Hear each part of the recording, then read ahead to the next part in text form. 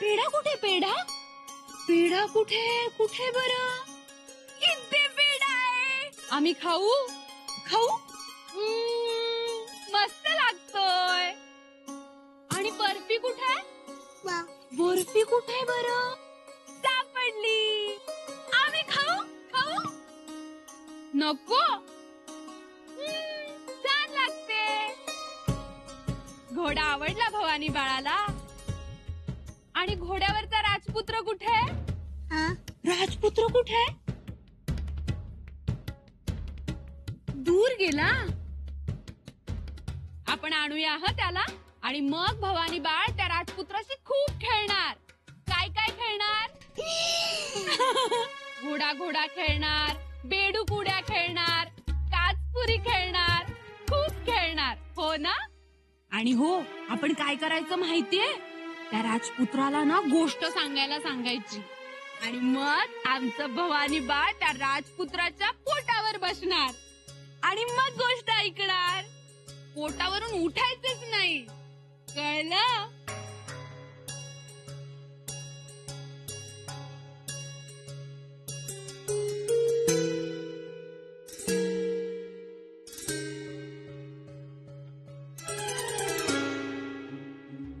बहिणीसा, काय हो हे? केवढं तुमचं भाग्य. तुम्ही युवराजांबरोबर राहिलात, मायेची सोबत दिली. नाहीतर एखादी असती तर केव्हाच घाबरून निघून गेली असती. पण तुम्ही राहिलात. आम्ही राहिलो दादासाहेबांच्या सोबतीला. त्यांच्यावर आणि आजूबाजूला लक्ष ठेवायला कोणीतरी पाहिजेच होतं ना. बहादूर गडावर त्या बहादूर खानाने तर दादासाहेबांच्या सरबतात विष मिसळलं. काही नाही हो, दादासाहेबांना वेळोवेळी सावध करता आलं इतकंच. तीच मोठी कामगिरी. पण बत्ताशीबाई, खूप दिवस मोडले हो तुमचे. नाही नाही म्हणून 2 वर्षे झाली. आता जाधवराव पाहुणे तुम्हाला गडावर थांबू देणार नाही. तुम्हाला जावं लागेल. मग काळजीत का आहात? निदान युवराज गडावर येईपर्यंत तरी थांबला असतात तर आम्ही एकट्या होऊन जाऊ. कुलमुखत्यार, खमक्या व्हा आता. हे असं लेचपेच राहून नाही चालणार. आणि तुम्हाला कोणी सांगितलं आम्ही लगेच सासरी जाणार आहोत ते? जाधवरावांनी तसा पवित्रास घेतलाय. आम्ही बोलू त्यांच्याशी, सांगू त्यांना. तुम्ही नका काळजी करू. दादासाहेब आल्यानंतरच आम्ही जाऊ. मग दुधात साखऱ्या. साखऱ्या आणि केशर सुद्धा. पण बत्ताशीबाई, आम्हाला कुणकुण लागली हो. कारभारी मंडळींना युवराजांना गडावर येऊ द्यायचं नाही. मग पुन्हा काही दावे लागतील, आरोप होतील आणि आम्हाला ते होऊ द्यायचं नाही. त्यासाठी आम्हाला काही दिवस गडावर तुम्ही हव्या आहात. थांबू आम्ही आणि कारभाऱ्यांना छावणीतलं राजकारण समजून सांगू. नाही ऐकणार ते. आम्ही सांगू त्यांना. आणि आता तुम्ही आम्हाला आमच्या भाचीबाईंशी जरा बोलू द्या. त्यांच्याशी खेळू द्या जरा आम्हाला.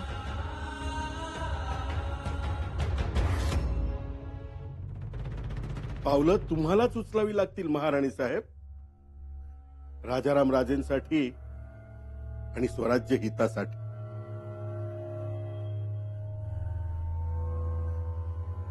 यातून स्वराज्य हित कसं साध्य होईल? राजाराम राजांचा शांत स्वभाव हा भावी राजा होण्याचा आहे. त्यामुळे माणसात माणूस राहील, कारभारी सेवेत आनंदात राहतील, राज्य वाढेल, महाराजांनाही आनंद होईल. पण ही उग्र प्रकृती काय कामाची? आता तुम्ही तुमचा पवित्रा सोडा, जगदंबा व्हा. पण त्यामुळे काय होईल? महाराजांना रोखता येईल. आणि महाराजांना रोखले की ते पन्हाळगडावर जाणार नाहीत. आणि ते पन्हाळगडावर नाही गेले म्हणजे शंभू राजांचा गैरसमज होणार. ते अजून 6 महिने लांबवू म्हणजे शंभूराजे चिडतील. आणि शंभूराजे चिडले की रागाच्या भरात हमखास चूक करतील आणि आपले काम साधेल. पण महाराजांना रोखणार कोण? आम्ही? सदरेवरून आम्ही, अर्थात अष्टप्रधान, एक सोडून. आणि घरातून महाराणी साहेब, आपण. लक्षात घ्या, स्वराज्यात पित्यापेक्षा छत्रपती मोठे आहेत, हे ध्यानी ठेवा.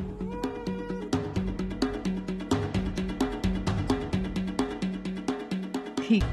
आणखी आतापासून हंबीररावांना म्हणजे तुमच्या मोठ्या बंधुराजांना मायेत बांधायला सुरुवात करा. हंबीरराव शंभूराजांकडे कल्लेत, त्यांना इकडे वळवायला हवे. अहो, स्वराज्य हितासाठी. तुम्ही म्हणताय तसंच होईल.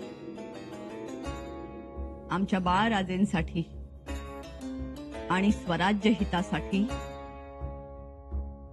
महाराज पन्हाळ्यावर जाणार नाहीत, हे खात्रीशीर. ह्या खात्रीसाठी आता पहिलं काम महाराजांना रोखायचं. बस. केवळ रोखतो म्हणून महाराजांना रोखता येणार नाही, कारण येसूबाईंचा प्रयत्न असणार शंभूराजेंना रायगडावर आणण्याचा. आणि त्या अगोदर महाराजांना पन्हाळ्यावर जाऊन भेटवण्याचा. तसा प्रयत्न सुरू आहे त्यांचा. यात त्या एकट्याने, त्यांच्यासोबत आमच्या धाकट्या बाई साहेब आणि राणू अक्का, त्यांचीही हीच इच्छा असणार. असू दे, इच्छा कोणाची नसते, सगळ्यांचीच असते. येसूबाई कुलमुक्तियार असल्या तरी सुनबाई आहेत. त्या तुम्ही गप्प राहा म्हणाल तर तुमच्या पुढे जाणार नाहीत. आणि पुतळा राणी साहेबांचं म्हणाल तर तुमच्या शब्दापुढे जाणार नाही. आम्हाला इतरांची काळजी नाही, काळजी वाटते ती राणू अक्कांची. राणू अक्कांची काय काळजी करायची? त्यांना सासरी पाठवून द्या. खरंच की, हे आमच्या लक्षातच आलं नाही. हो, त्यांना पाठवून द्या. जाधवरावांना बोलवून घ्या आणि आनंदानं पाठवणी करा. आनंदानं. आणि त्यांना नीट समजावून सांगा, माहेरापेक्षा सासरी लक्ष द्या म्हणून. आता तेच करायला पाहिजे. करा. कारण राणू अक्का शंभूराजांसाठी जीवाचीही पर्वा करत नाहीत. हे तुम्ही बघितलंय. काय सोपी गोष्ट नव्हती मोगलांच्या छावणीत जाऊन राहायचं. बेडरपणानं राहिल्या, शंभूराजांवर लक्ष ठेवून होत्या त्या. आम्ही तर ऐकलंय दिलेर खानी राणू अक्कांना चपापत होता. त्यांना जर आपलं नियोजन कळलं तर त्या तुम्हालाही जा विचारायला बसल्यात. आणि महाराजांनाही जा म्हणून सांगतील त्या. हो, तुमचं म्हणणंही खरं आहे.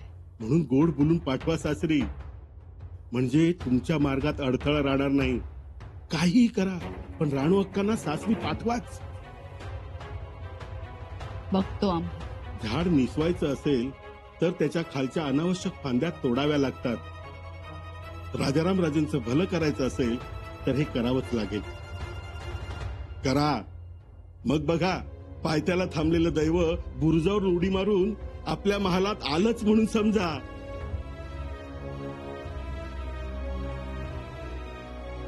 निघतो आम्ही. आज्ञा.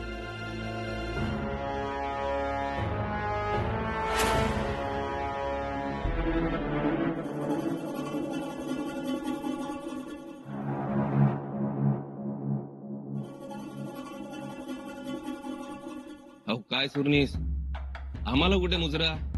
गपलत झाली वाटतं आपली. नाही, गफलत नाही, मुद्दामच मुजरा केला. म्हणजे करावासा वाटला. खरंच तुमच्यासारखा माणूस बघितला नाही मी. कशाबद्दल बोलताय तुम्ही? समजलं नाही आम्हाला. अहो, तुमच्या मोठेपणाला हा माझा मुजरा, तुमच्यातल्या सोशिकतेला मुजरा, तुमच्यातल्या त्यागी नवऱ्याला हा माझा मुजरा. नाही पंत, तुम्ही जे बोलताय ते अहो, ही काय साधी गोष्ट नाही.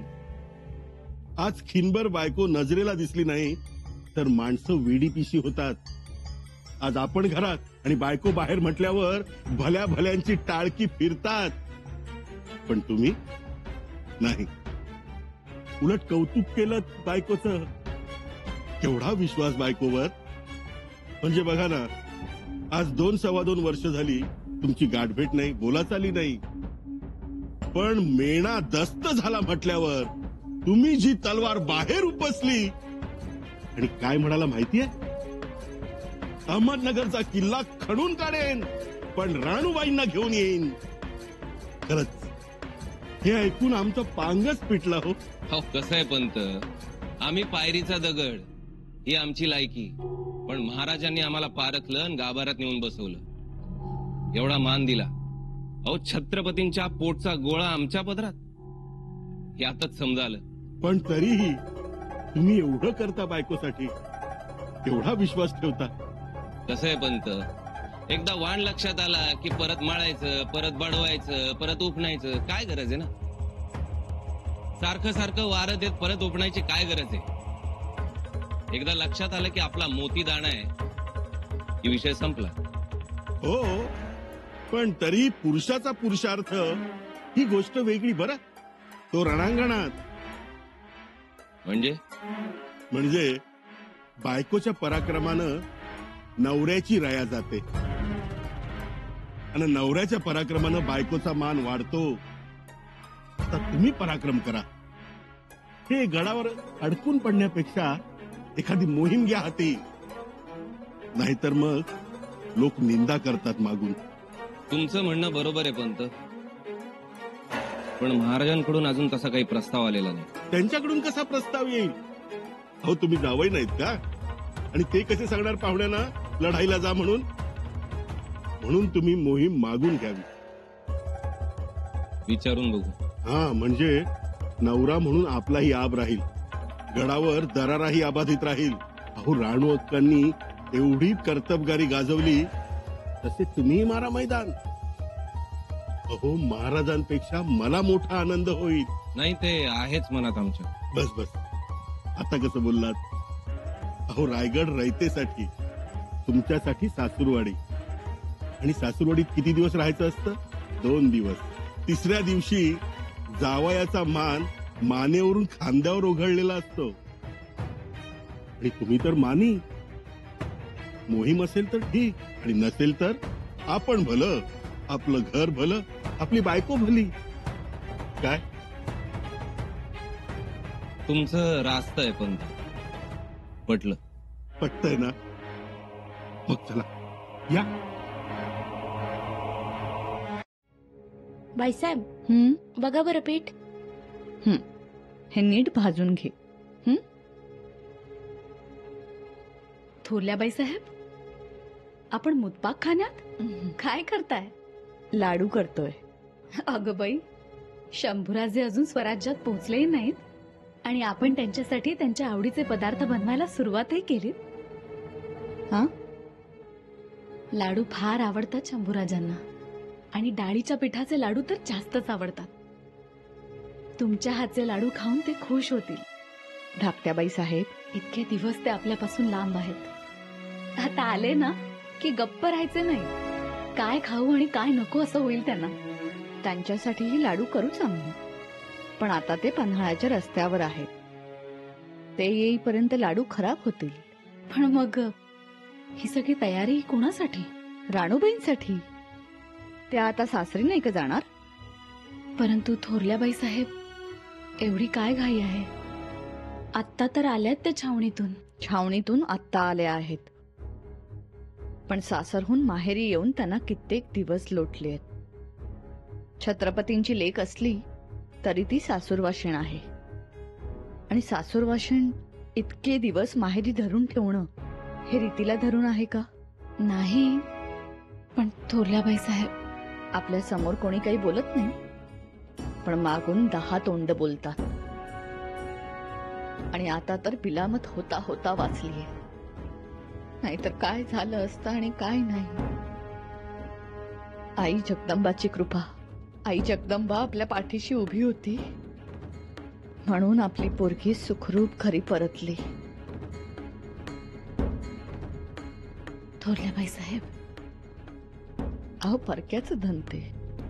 जिकडचं तिकडे राहिलं तर जीवाला घोर लागत नाही. त्यात या अशा मागचा पुढचा विचार न करणाऱ्या. मग राखण कोणाला करावी लागते? आपल्यालाच. त्यापेक्षा आम्ही म्हणतो त्या सुखरूप आल्या आहेत, तशाच सुखरूप आनंदात सासरी जाऊ दे, म्हणजे आपली काळजी मिटली. तेही खरंच आहे. आणि काय हो, बोल लागणार तर कोणाला? तुम्हाला आणि आम्हाला. पाहुणे रावळे काय म्हणतील? हे असले लाड करण्यापेक्षा या अशा गोष्टी नकोच. आणि खरंच आता त्यांचे दिवस सासरी राहण्याचे आहेत. सासू सासरे सुद्धा राणूबाईंचा धोसरा काढत असतील, म्हणून म्हणतोय त्यांना सासरी जाऊ द्या. सणावाराला आपण त्यांना पुन्हा बोलवू. किती दूरचा विचार करता हो तुम्ही. अहो लेक आपलीच आहे. आपण विचार नाही करणार तर कोण करणार? तुमचा हा थोरलेपणा बघितला ना की खूप समाधान वाटतं. आता विषय निघालाच आहे तर राणूबाईंना भेटून घेऊ आपण. जी.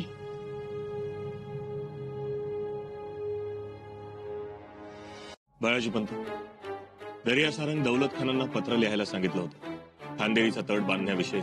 आठवलं? पत्र लिहून तयार आहे.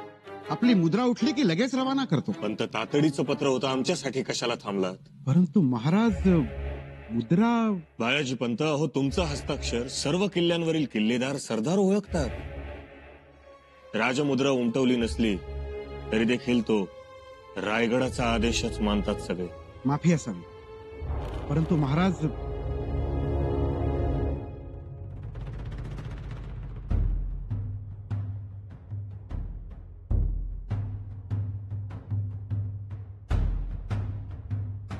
या बसा. अहो बसतायत कसले? घोड्यावरच आले जाधवराव.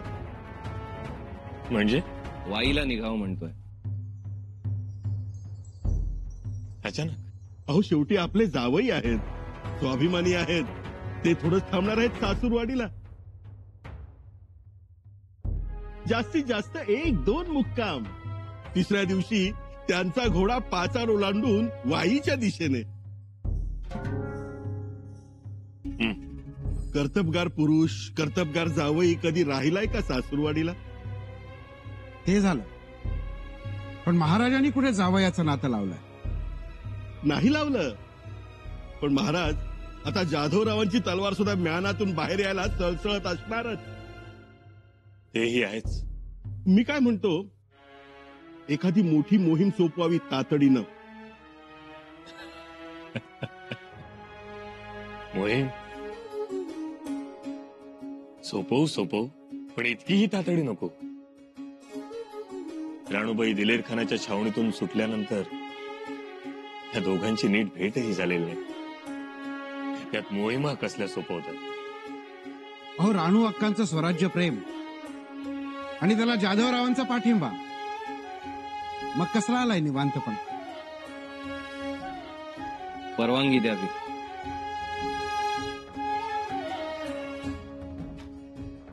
वाईला निघावं म्हणतोय. जरूर.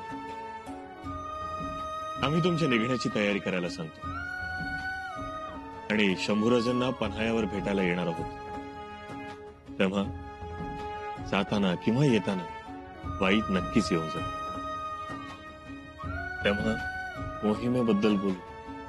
आपण याल तो दिवस सण म्हणून साजरा होईल महाराज. चला, आता राणूबाईंना निरोप द्यायला हवा.